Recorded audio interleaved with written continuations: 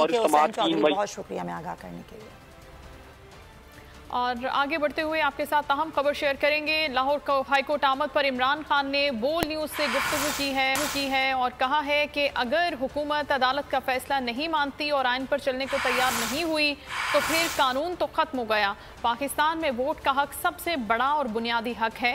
अगर ये हक नहीं दिया जाता तो इसका मतलब है कि आप आइन को नहीं मानते। इसका मतलब है कि आप सिर्फ मनपसंद आइनी शिकों को तस्लीम करते हैं।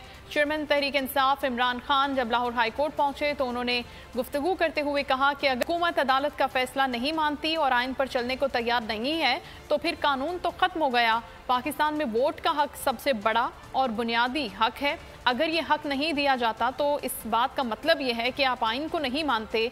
इसका मतलब है कि आप सिर्फ मनपसंद आइनी शिकों को तस्लीम करते हैं लेकिन आइन पर मुकम्मल अमल दरामद नहीं करते। इमरान खान की जानिब से ये गुफ्तगू की गई।